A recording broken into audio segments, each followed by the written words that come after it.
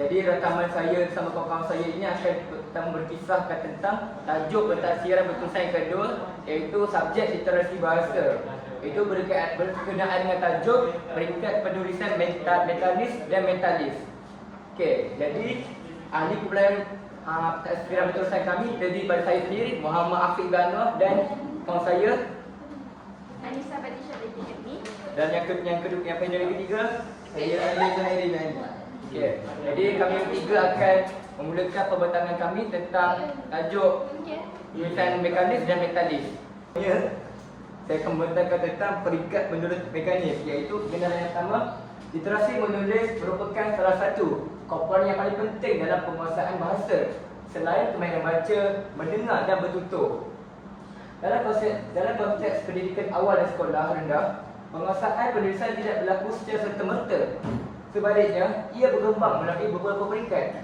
Salah satu peringkat terawat ialah penulisan mekanis.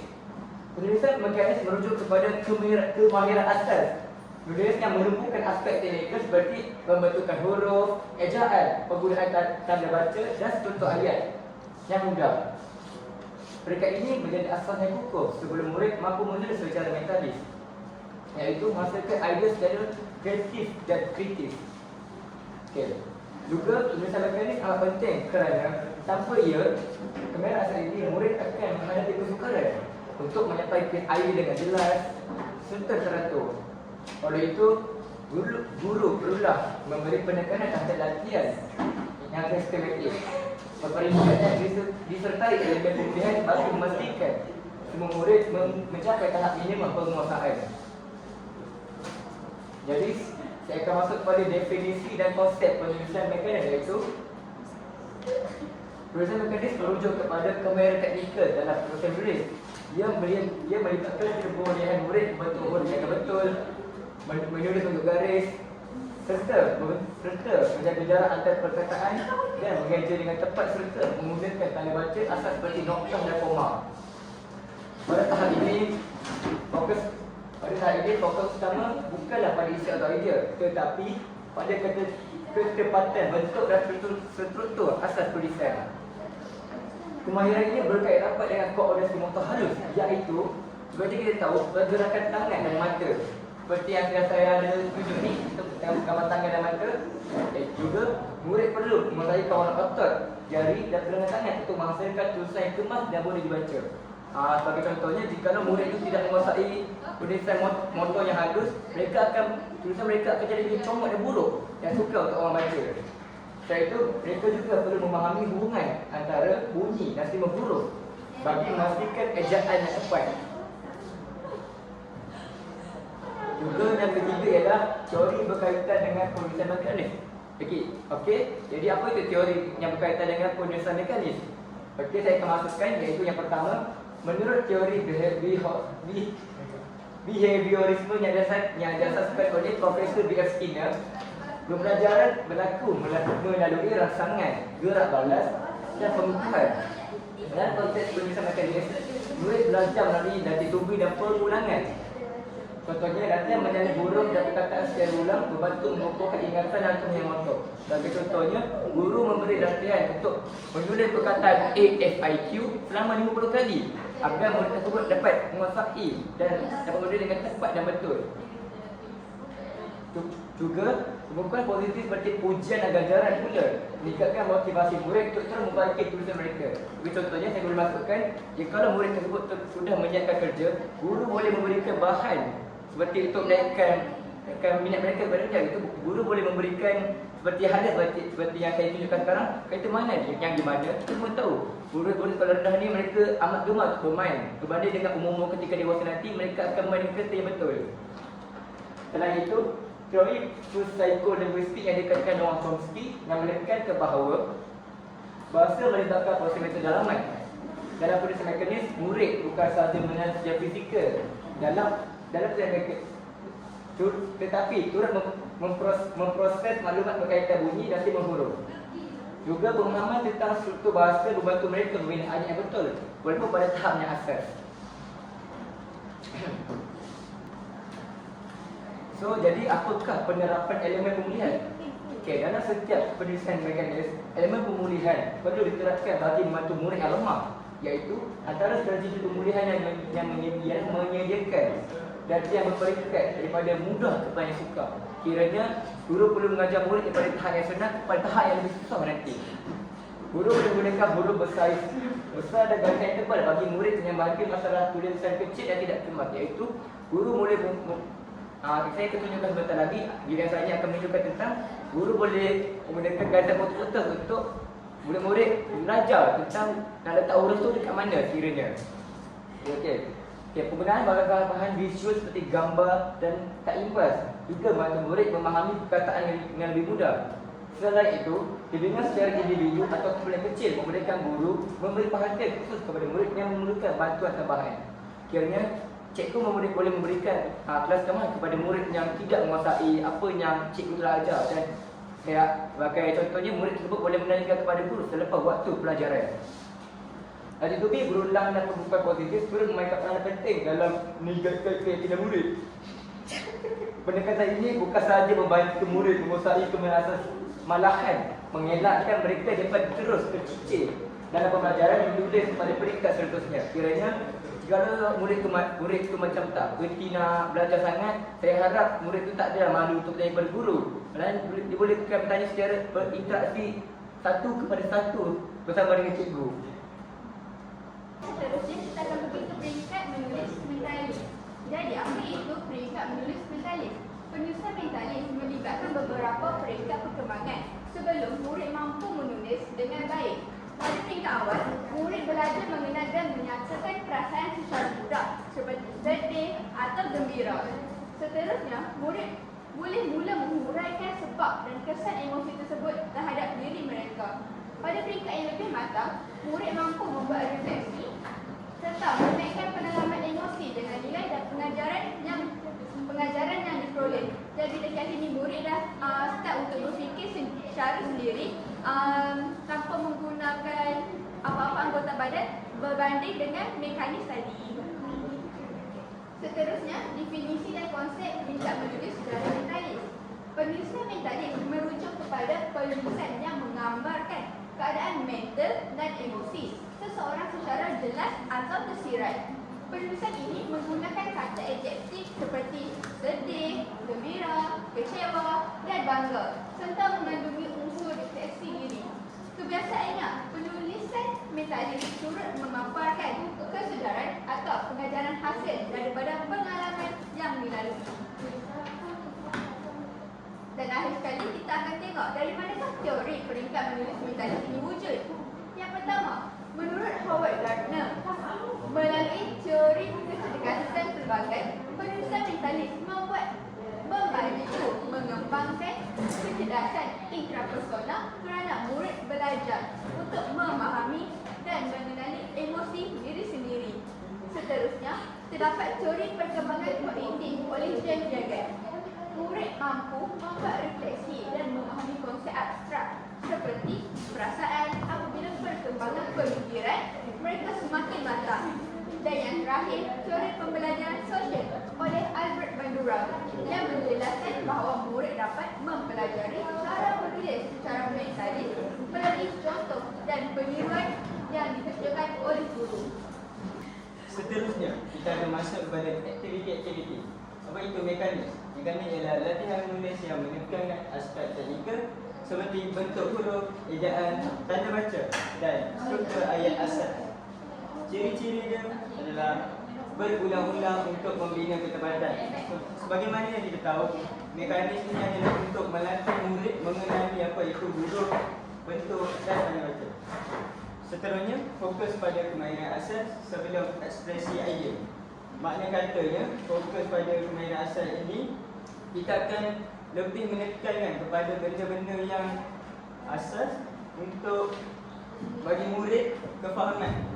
Dan selanjutnya lebih bersifat latihan motor halus, iaitu pergerakan tangan, di mana ini melatih penggunaan untuk kita gabungkan penggunaan mata dengan tangan.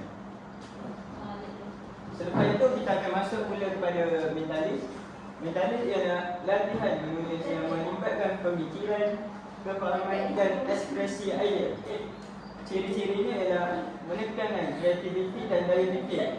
Sebagaimana yang kita tahu, murid-murid pada peringkat metalis ini telah berkembang otaknya yang menggunakan pemikiran yang kreatif dan inovatif.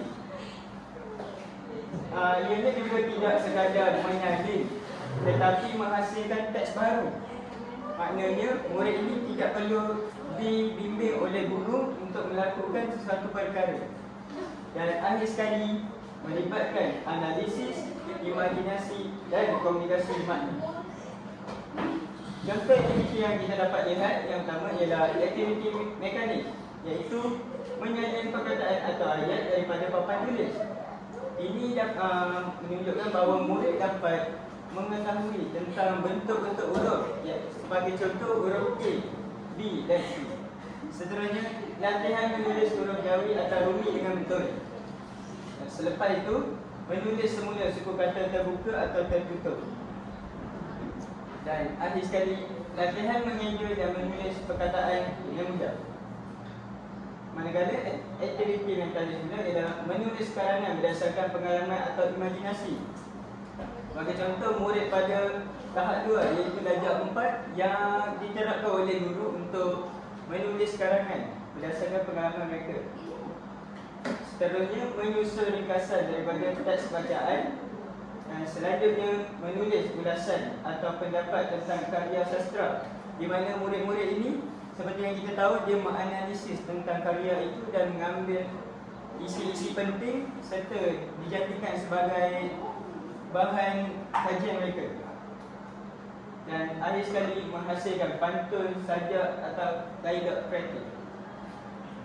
Kepentingan pada aktiviti mekanis ini yang pertama, membina asas literasi, iaitu murid belajar mengenal huruf, suku kata dan ejaan dengan tepat. Seterusnya, melatih motor halus, iaitu pergerakan tangan ketika menulis huruf atau menyalin teks yang membantu koordinasi. Untuk sebagai contoh, benda ini dilakukan untuk memberi tulisan murid-murid itu lebih difahami apabila ingin membaca. Dan selepas itu, meningkatkan ketepatan, iaitu murid dapat menulis dengan betul dari segi bentuk huruf, tanda baca dan struktur ayat. Maknanya, murid kita dapat tahu bentuk-bentuk huruf yang murid tulis daripada apa yang kita ada. Dan akhir sekali, menyokong pembelajaran lanjutan, iaitu tanpa asas mekanis, murid suka untuk beralih kepada aktiviti mentalis yang lebih kompleks dan lebih sulit. Dan kita akan lanjutkan kepada kepentingan aktiviti mentalis. Yang pertama, mengembangkan pemikiran kritis, iaitu murid belajar menganalisis teks, memahami makna dan membuat kesimpulan. Maknanya murid akan lebih sulit untuk memahami perkara ini kerana mereka perlu belajar lebih lagi dan menganalisis perkara tersebut. Dan mereka juga dapat meningkatkan kreativiti, iaitu aktiviti seperti menulis karangan, sajak atau pantun membolehkan murid mengeksplorasikan idea. Sebagai contoh, dalam karya-karya sastra ini, kita bukan hanya membaca dengan nilai yang kosong, kita akan melihat perkara itu dengan isi-isi dalaman tersurat dan tersirat. Seterusnya, membina kefahaman mendalam, iaitu membaca senyap dan menulis ulasan, membantu murid memahami mesej dan nilai dalam teks.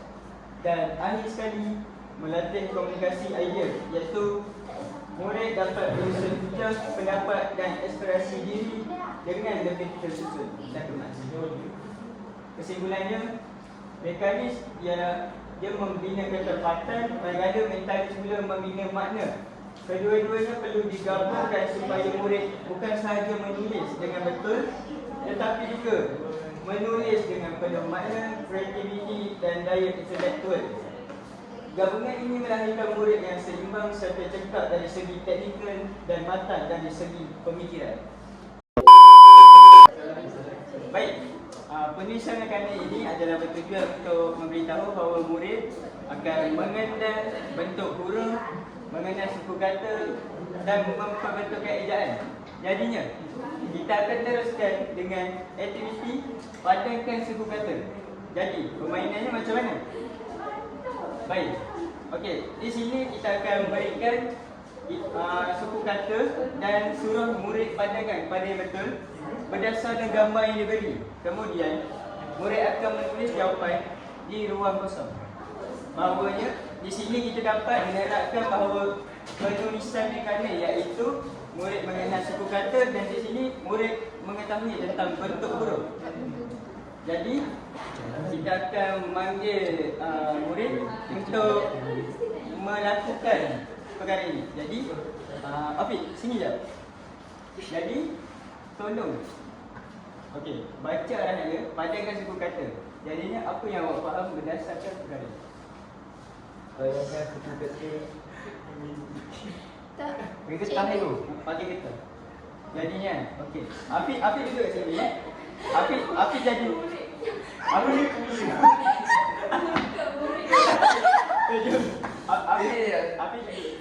duduk kat sini. Okey. Tengok macam mana cikgu buat ni. Kemudian cikgu nak Afiq buat benda-benda lain ni.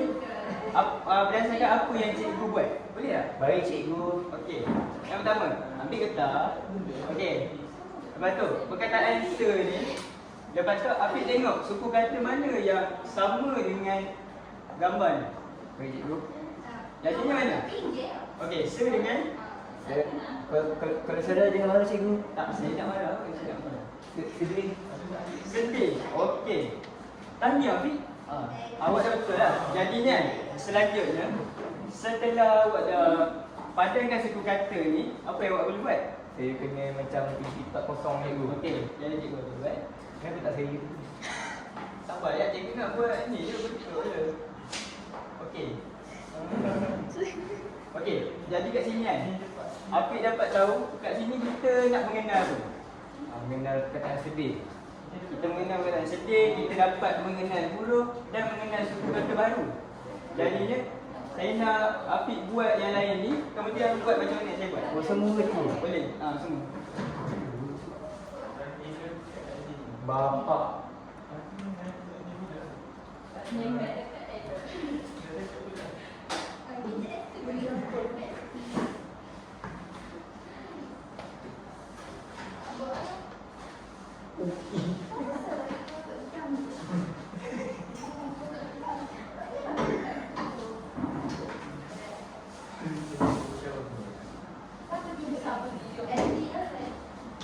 Cikgu.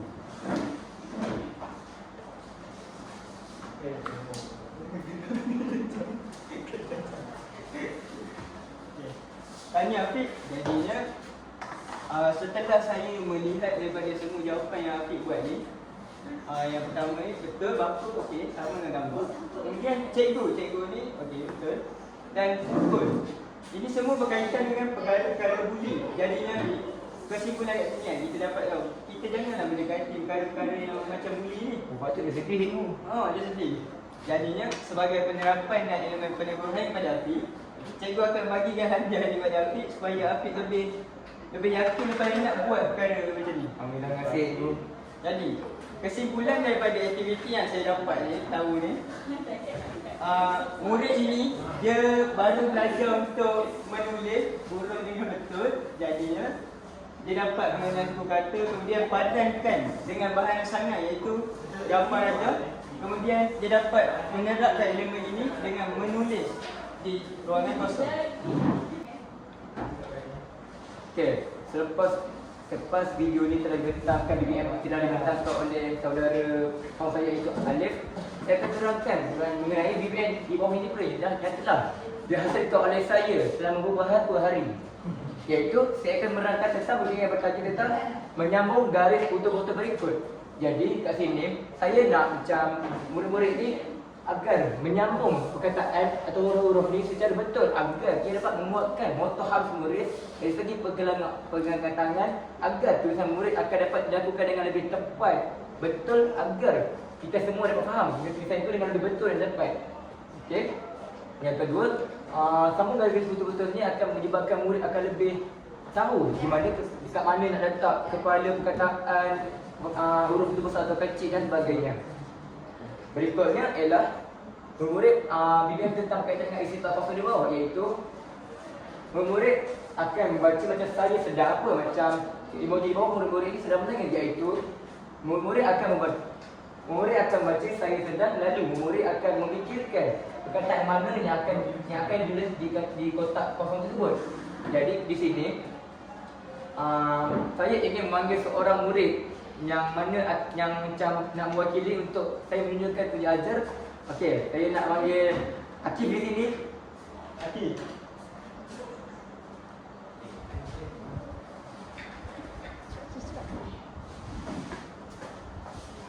Okey Akif, hari ni cikgu macam nak kamu terangkan dekat kawan-kawan kamu tentang menyambung garis betul-betul berikut. Okey.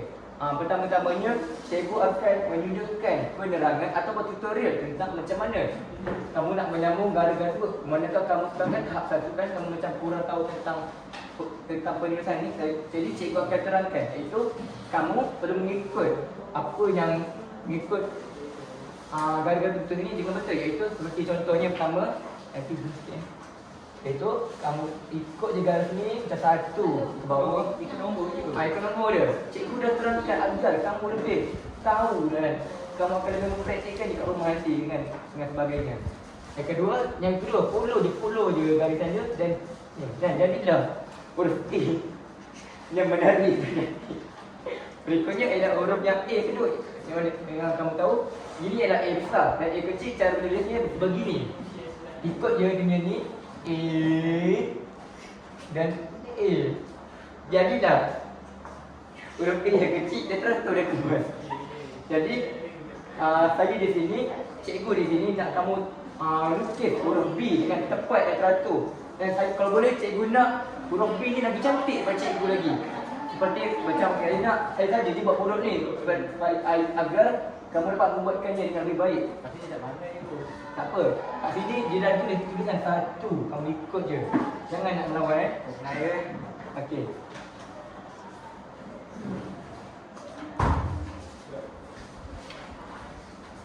Satu. Dia kena.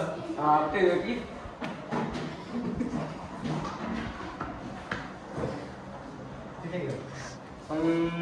Alhamdulillah, lagi lama daripada saya punya. Okey, saya nak kamu tulis lebih kecil pula ayat sebenarnya. Dua. Wah, syabas Akif. Kamu telah menunjukkan kepintaran yang amat baik dan nampaknya kamu di tahap akan lebih baik lagi. So, seterusnya kata berikutnya, cikgu nak kamu tulis garis menyambung garis betul-betul berikut seperti yang kamu tadi.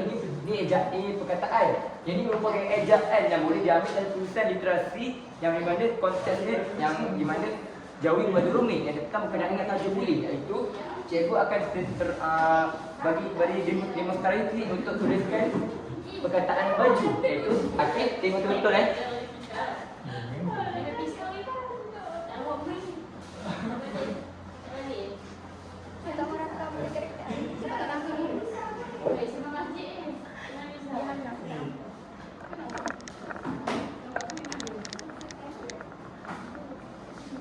Okey, Akif, apakah kamu nampak sekarang tulisan ni? Boleh tak kamu baca? Baju ya. Okey, sekarang cikgu nak kamu sambung garis-garis tentang perkataan bully. Okey, dengan betul dan tepat dan kemas agar video ni dapat dilihat dengan lebih kemas oleh Dr. Raja. Sekarang ni, yang ni bully Akif. Oh ni, kamu ni. Ikut cikgu.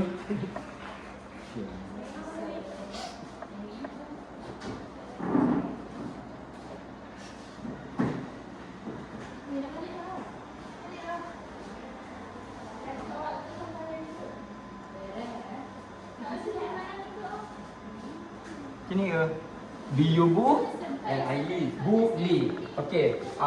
Juga cikgu nak kamu isi tempat kosong di bawah yang di mana kamu tengok tengok dia punya emoji seperti macam cikgu tengah menangis. Lalu kamu baca saya sedang. Okey, sekarang ni emoji tengah apa kamu kena tahu. Ni emoji apa? Saya akan tunjukkan satu persatu, iaitu saya sedang mencuri mesti salah. Tertawa mesti bersalah. Menangis kita akan tengok gembira salah. Jadi jawapan betul yang menangis iaitu menangis. Iaitu menangis. Cikgu punya jangan buruk sebab dia punya kotak dia agak kecil, jadi cikgu terpaksa tulisnya dengan kecil. Okey, Akif, saya ni tulis teka apakah ketaan selepas kapak itu. buat Dr. Akif ada hadiah yang menarik. Kapak itu tumpul. Macam kurang. Tajam itu. Oh, tajam macam betul Akif. Sebab kapak kan macam bahaya kan.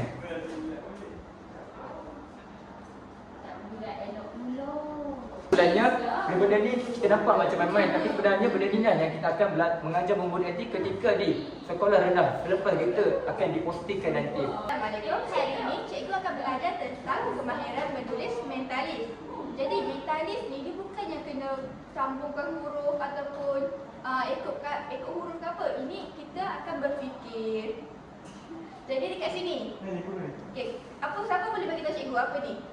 Tentang emosi cikgu. Emosi, kenapa gambar apa ni? Sedih, Lagi? marah, Lagi? kejut. Jadi emosi-emosi ni termasuk dalam kata apa? Kata adjektif. Kata adjektif iaitu kata sifat. Okey, jadi hari ni kita akan main satu permainan. Cikgu akan letak sini. Jadi kita akan tengok dulu video. Lepas kita tengok video akan ada soalan-soalan. Jadi cikgu harap murid-murid bagi fokus tengok video Okey, boleh main video? Okey.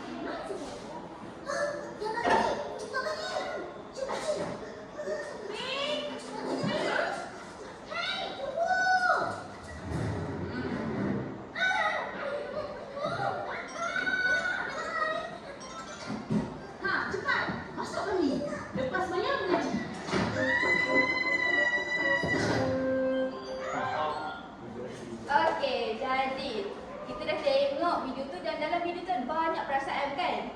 Jadi kita akan pergi seterusnya iaitu soalan. Soalan apa cikgu? Okey, kita tengok gambar ni. Okey, gambar ni. Okey, gambar ni menunjukkan perasaan apa? Siapa nak jawab dulu? Angkat. Cikgu. Okey, perasaan apa? Cepat ambil. Kena apa buat apa cikgu? Kena pilih perasaan mana yang menunjukkan gambar ni. Saya rasa perasaan ni cikgu macam Okey, betul. terkejut. Okey, terkejut. Jadi, boleh tak Afiq bina satu ayat yang menunjukkan perasaan terkejut ini? Saya terkejut malam tadi kerana telah dikejutkan oleh rakan sebilik Akif iaitu yang bernama Azrin. Yang mana dia merakutkan saya, dia membuatkan saya terkejut. Okey, betul. Terima kasih. Okey, kita pergi ke gambar seterusnya. Okey, perasaan apa ni? Cepat. Marah cikgu. Okey, marah. Alif, boleh tolong cuba untuk bina ayat berdasarkan gambar ni dan perasaan itu? Boleh cikgu? Boleh. Marah. Daripada yang saya nampak ni, ayat dia ialah Kak Ros berasa marah ketika melihat Upin dan Ipin balik ke rumah dengan tidak pakai kasut. Okey, betul. Okey, terima kasih. Okey, soalan bonus. Siapa cepat akan dapat hadiah. Mana dia? Mana? Okey, perasaan apa ni? Afiq, perasaan apa? Perasaan apa? Perasaan apa tu? Saya rasa perasaan takut. Ini bukan Salah takut. tu, salah. Ini sedih. Okey, Alif, perasaan apa? Saya rasa daripada tu perasaannya risau. Risau. Selain pada Takut risau, lah, takut. takut. Okey, bina satu ayat berdasarkan perasaan ini. Okey. Ayat di sini kita dapat bina ialah Raju dan Meme terkejut apabila melihat kawannya iaitu Tok Dalam jatuh daripada tangga. Oh, tak dalam berkawan dengan mereka. Ya cikgu. Okey, jadi apa yang dapat kita belajar hari ini adalah kita dapat menggunakan kemahiran berfikir membina ayat sendiri dan berfikir. Kita lepas tengok video tu dapat fikir, okey, menunjukkan perasaan apa dan perasaan apa. Jadi inilah kemahiran mentalis, iaitu menggunakan pemikiran dan tidak menggunakan anggota badan seperti banding mekanis iaitu menyambungkan huruf, mengikut semula perkataan. Jadi itu saja untuk BBM Pengajaran Mentalis.